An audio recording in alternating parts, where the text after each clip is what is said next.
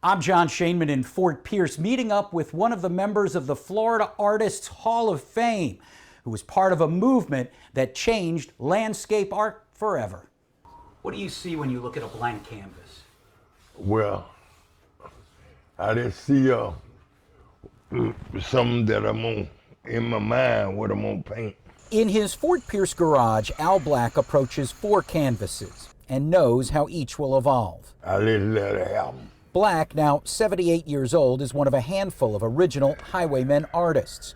He'd been delivering typewriters in the 1960s before becoming the salesman for a group of African-American artists who would go door to door and also sell their work by the side of the road. Well, I had to fix these paintings when they get messed up on the road. They get scarred.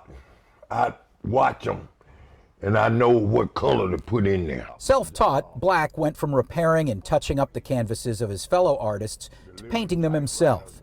He says you have to be careful not to put too much in a painting.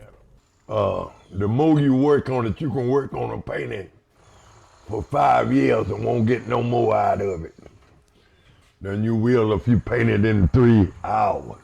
A rough patch in the 1980s and 90s landed Black in prison for more than a decade on cocaine and fraud convictions. It was the best 12 years I ever did in my whole life. I had my own trailer where I painted, fixed up the whole prison system. Clean for 30 years, today his paintings sell for thousands of dollars. And I got a style different from anybody else's style. Al Black and the other Highwaymen are being honored this weekend in Fort Pierce at the annual Highwaymen Heritage Trail Art Show. That's Saturday at Moores Creek Linear Park along North 7th Street. A Highwayman museum is also being developed along Avenue D in Fort Pierce. Black, who was inducted into the Florida Artists Hall of Fame in 2004, is now teaching his daughter how to paint, so the Highwaymen and Highwaywomen legacy can live on. John Shainman, WPTV News.